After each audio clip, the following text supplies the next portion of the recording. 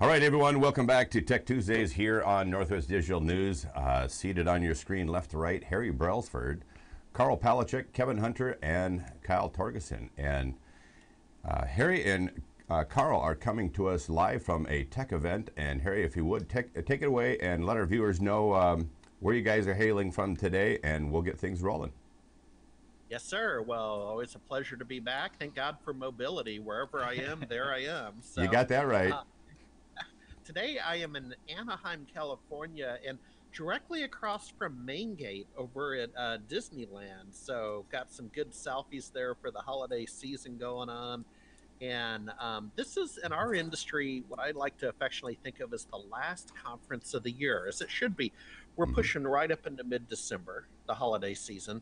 And this conference is called NexGen, and I am attending it for the first time. I believe it's in its 4th or 5th year. It's put on by a relatively large publisher in our industry called the Channel Company. And, you know, Karl, let me ask you, because you've attended for more years than myself, it originally was only a cloud message when I first saw the messaging a few years ago. Then they expanded it out. So if you don't mind me interviewing you, it looks like I'm going to just offer a few hundred attendees and maybe 25 vendors. Does that feel about right? So this event is put on by the Channel Company. They do several events for techies. Yep.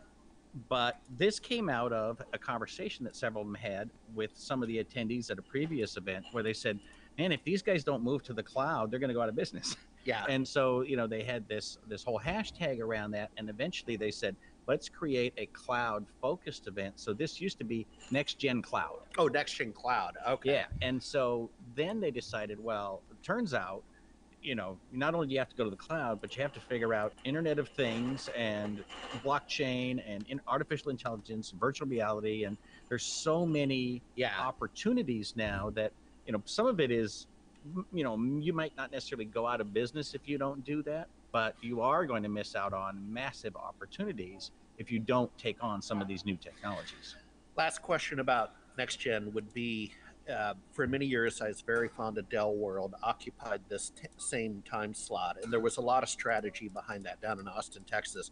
First of all, the Dell team loved it because they're off duty what would have been the end of today for the rest of the year.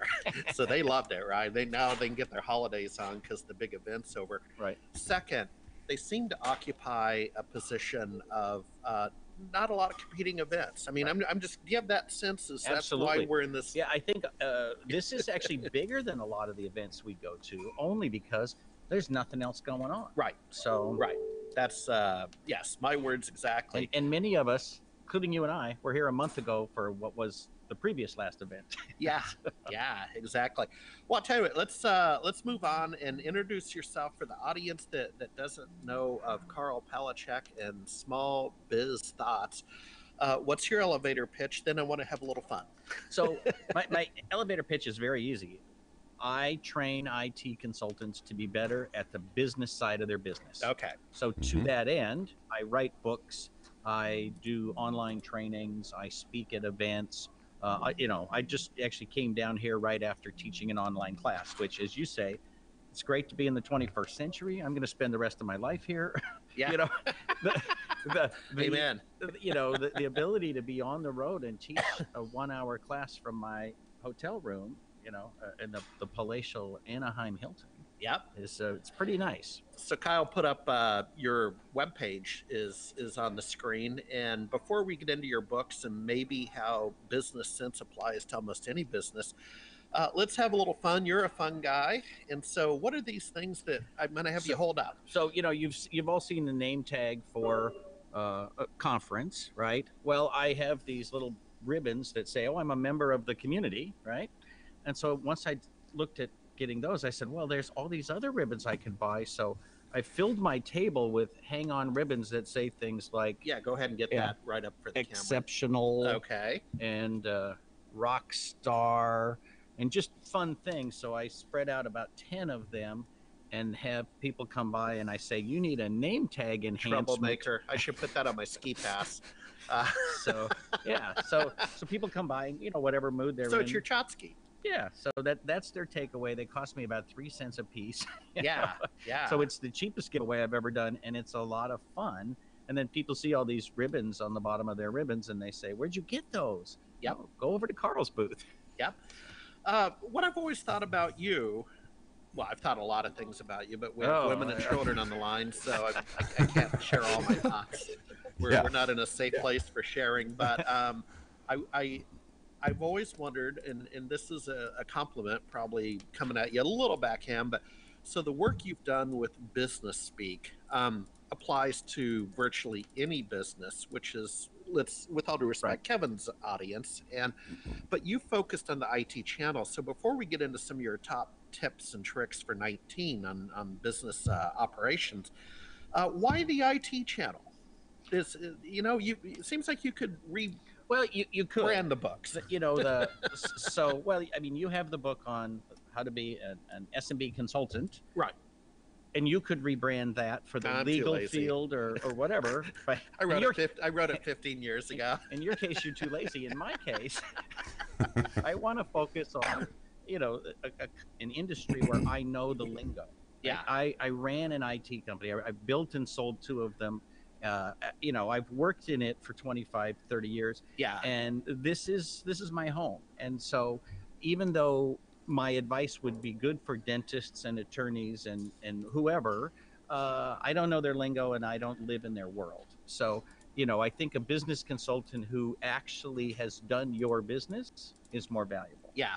Yeah, I would concur. And your books have a particular niche on standard operating procedures, or SOP. Let's talk about that. Then I want to double click down on maybe just a handful of tips as we go into 19. Sure. So what's the big picture on your books? So the standard operating procedures are so critical. I mean, I'll say one book that every small business owner in the world should read is The E-Myth Revisited by Michael Gerber. Yep. And that I'm lucky that that's one of the first books I read when I started my business. And his big message is you need to standardize. You don't have to be a franchise, but if you operate like a franchise, your probability of success goes up and the probability of going out of business goes way down. And so with standard operating procedures, I'll give you an example that's not IT specific. You should have a hiring process. Instead of saying, "Oh my gosh, we need to hire somebody," and then you scramble and put together an ad. Or a friend of a friend. Yeah, you hire whoever walks in the door, but you don't ask the same questions of everybody. You don't have a process. Yeah. And that's the kind of thing that the next time you hire somebody, standardize your job description, save it in a text file that you can paste into Craigslist, and then standardize your questions so you ask the same questions and basically do the hiring process the same way each time. A, it makes the process a lot easier, but B, it allows you to then tweak that process and improve the people you hire and the culture that you want. One of the best rules you can ever adopt in your life is you can't control people, but you can control processes. So you can't control clients, you can't control vendors, you can't control your employees, but you can control processes. And even the sales process, you could say, well, let's get back to the thing that makes me successful, right? Right. So, well, let me be the anti-SOP, as I tend to be your foil in our conversations on so many fronts. I use 3 screens, you prefer 1. I can go on and on, but I hired around my weaknesses. As you know, I proudly wear the badge that would say ADHD because I think every entrepreneur, in fact, we need to get one of those made. Every entrepreneur, to some extent, has to have a little bit of ADHD to be risk forward. Is a new word I learned this fall. Harry, to validate what you just said, is that out of the thousands of business guests I have visited with over the years, I know very few of them that are not ADHD. So, great point. Driving my wife nuts on a daily basis. There you go. The point I wanted to make, shout out to the Gerber book, the E-Myth, because Dana Epp out of Vancouver, Canada, got that to me about a decade ago, community member, and I took it to heart, and that's when I really started to develop Jennifer Hallmark for senior management, and then now she runs SMB Nation on a day-to-day business, so I have the great pleasure of replying when people ask at these conferences, Harry, what do you do? And I say, I don't know. I don't know what I'm doing. Yes, Jennifer. Yeah. But the point is, I freed up time to invest forward in that big data startup and some other gigs, because Gerber's saying, be the owner, not the pie maker, if I recall. Right. Well, and again, a perfect example is in any business, the tendency that people have when they're really small and they want to grow is to hire another person who does what they do. Yeah. And that's exactly what you don't want to do. Everybody in a small business, especially a service business, your first hire should be an administrative assistant who can do in 10 hours what takes you 20, because you're not focused, you're scatterbrained, and you're not detail oriented or whatever. Right. Well, hire somebody who wants to do billing. Hire somebody who wants to fill out checklists, who wants to pay attention to the details, and so that's a great piece of advice for anybody. Well, let's start with that as 2009 ism, or right? 19 or 19. See, I'm living 10 years in the back, because that's about when I got the buck. But Kevin, you've owned, operated, and run businesses and interviewed a lot of business owners. Are you seeing this play out where the smart ones don't hire themselves, is the way I like to think of it? Oh, 1,000% on the money. In fact, in any organization that I've ever done consulting work, or even just had casual elevator conversation with, or met at a conference somewhere, one of the first things I ask the business owner is, are you hiring the mini-me on a regular basis? And are you aware of things like Myers-Briggs or disc analysis and that sort of thing, and bringing these different views and different personalities to the table? Because without that real rich character environment, it's almost impossible for you to see all the opportunities that would be out in front of you. And I'm glad that you mentioned Harry E. Myth, because it's interesting when Karl first started talking about what he's bringing to the table. E-Myth is actually a book that I've read a number of times, and if you notice, I had Kyle throw that up on the back screen here, because there's some super valid points in this piece, and why what Karl does is so important to the overall success of any business person, because most business personalities are actually the technician. I mean, that's where their skills really are. They know how to be good at what the products and services are that the company offers. And then, of course, many of them will have been smitten a little bit by the entrepreneurial bug, which then leads them out on, to business on their own. What they really stink at is that piece right in the middle, and that's the reason that 96% of business people never see a 10-year anniversary. They never figure out the nuts and bolts, the SOPs, the how-tos. You can even ask a business owner, what is your success formula that takes, a good day from beginning to end, or a good week, or a good month from beginning to end? And they'll tell you, and then you can walk through what's happening in their business and go, well, then can you explain to me why none of this is happening here today? And where's that stuff you're talking about? Yeah, so without that kind of structure, and without somebody, an individual like Karl coming in and really helping a business person understand that manager hat, you can have all the excitement about entrepreneurialism all you want, and you can have all the tech savvy skills to the table all you want, but you'll be one of the 96% that goes out of business. That's really what will happen. Yeah, and I would add, if I think of SMB Nation, so we started in '99, so I will get my dates right. I'm gonna work on this. We were fortunate to be in an expanding sector. So Microsoft, in the late 90s, early 2000s, a product called Small Business Server. And what I found in running my own business, and this is where, I hired Jenny in '07 and really started to think more business oriented in 2009, because the recession hit. Right. But B, cash flow and success, it masked a lot of problems. So I didn't have to care, right? Exactly. Because the phone was ringing, the people were coming to the workshop, and then we hit the brakes. We went into the recession late, and it's like, whoa, Jack.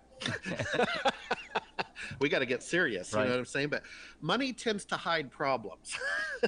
That's true. Well, and that's true when it's going up or down. Yeah. One of the interesting things that happened in our industry is that the market crashed actually the Friday of your conference, it went down 50%. Yeah, The Monday of the that. conference, it went down the other 50%. So I'll never forget that. October of 08. Yeah. Man, yep. So in 09, as the economy is going down, down, down, down, down, what a lot of people weren't paying attention to is the cloud was becoming mature. And so 4 years later, we come out of the recession, you look around, small business server is gone and the cloud is everywhere. Yeah. And the people who are still focused on the old stuff are also gone. Yeah. Right?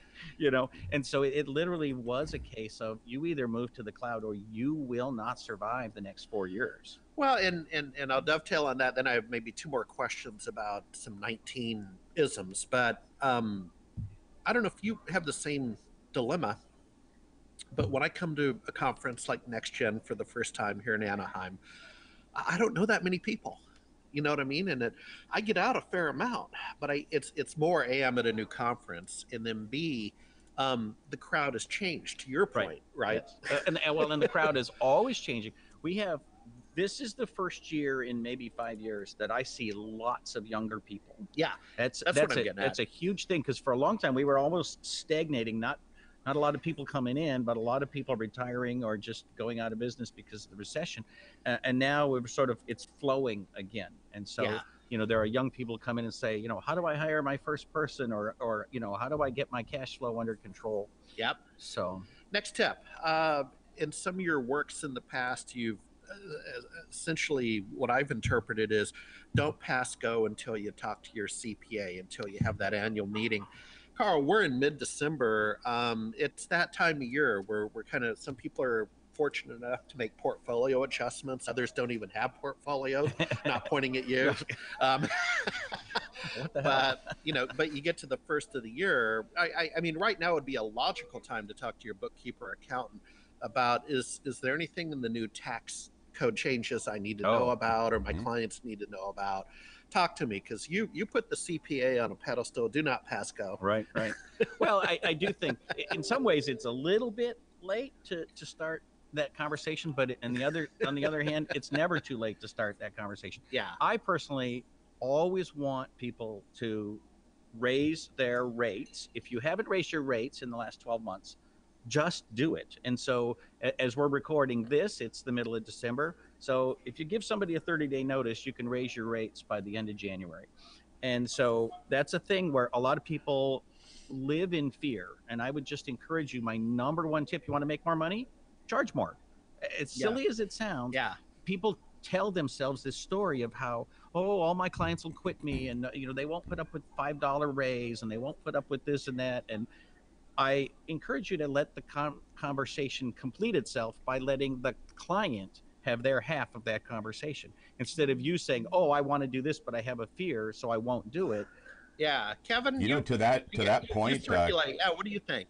Yeah, to Karl's point, there's a great coaching outfit in the United States, just in business in general, Action Coach Global, and I know a number of their business coaches. In fact, I have spoken at events in Minneapolis, St. Paul, where some of their top coaches hang out in that neck of the woods. And one of the really interesting statistics that they shared at one of the conferences that I was at is that if you raise your prices 10%, you need to lose about 25% of your client base before you break even.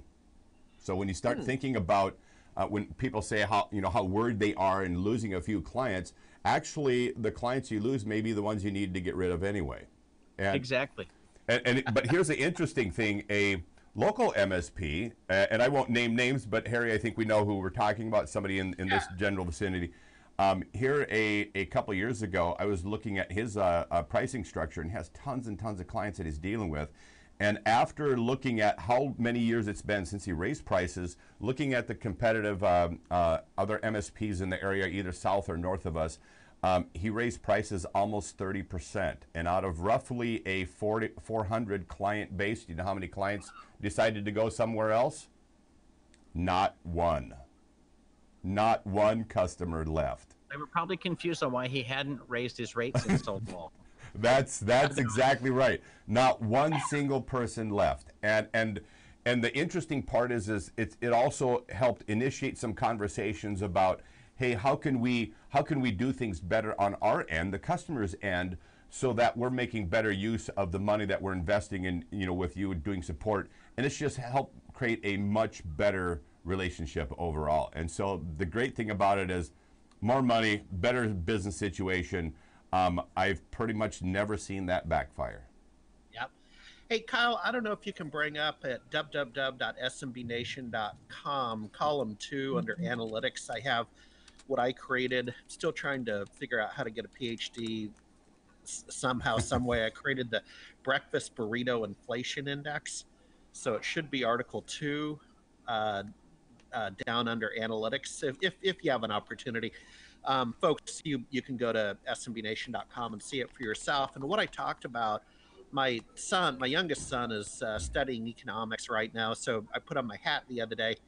I love these breakfast burritos at Safeway. Safeway is a large regional grocery chain. And I've seen them go from $1.99 to $3.49 in the past 5 years, which far exceeds the CPI, or Consumer Price Index. And I wrote a blog about it. And what I'm getting at so first of all, raising your prices. Clearly, the bean counters in Oakland at Safeway's HQ, they got it, Mm-hmm. right? Because they have demand, right? So that's separate from inflation. These suckers are just so good, and so they created addiction, which it's demand fed. But I talk down towards the bottom of the blog about what price elasticity is and substitutions. And so what we're discussing here is what's the price elasticity of an MSP raising their rate $10 an hour. And at what point does the client go look for substitutions, right? That's the conversation. Right. Well, the interesting thing is your most, the high-end clients who give you most of your money, they're not going to blink an eye at $5. Right. The low end, they don't buy enough hours to care. Yeah. Right. So in the middle, it's only just the owner's anxiety that keeps them from raising their rates. Yep. Mm-hmm. So Karl, we're probably approaching the end of our time together. So give it your best shot. Maybe one more tip for 19, and I'll let that hang out there with these guys in the studio. All righty. Well, I would say if there's one tip that everybody should be looking at, it is that we need to figure out what our future looks like. And I know that sounds difficult, but it really isn't. There are some hard trends, like the aging of the baby boomers, the aging of the millennials. Those are known facts, and you can count on them. There's other things that are soft trends, and we need to be very aware within our own industries of what looks like it's a direction that we're going, but it can change really quickly. And, we as owners, we need to be agile. And so we need to always be like on our toes, like when that change happens, what are we going to do about it? And, begin to think in those terms. A lot of people just get up, as we talked about earlier, they basically get up and do today what they did yesterday and the day before and the day before. Hey. Present company accepted. But, take some thought at being a bit of a futurist, because so much technology is changing all the time. And to be honest, a piece of it is a lot of people don't read the journals within their own industry. Well, a lot of people don't read. That's a great New Year's resolution for all present to read more. Kevin, I don't know if you want to pivot off that before you take us out. Well, a lot of great information there, and I do want to go back to emphasizing essentially the nut and bolt of what we've been covering here today, and really in Karl Palachuk's service offering is really hitting on that manager component of the 3 different mindsets that people bring to their business equation. And so make sure that you're paying attention to the SOPs and nuts and bolts of what make you successful as a business person. We've thrown the website up on the back screen here again for the benefit of our viewers, and Kyle will also include that into the live stream. So make sure you visit smallbizthoughts.com. That's Karl Palachuk's website. And then a special thanks to everybody who joined us here on the live stream today on Twitch TV, on Patreon and YouTube, and of course the Facebook pages. Special thanks to Harry Brelsford and Karl Palachuk for joining us here on Tech Tuesday and making this an amazing show as always. I'm Kevin Hunter with Kyle Torgerson here in our broadcast studios at Northwest Digital News. Till next time, take care.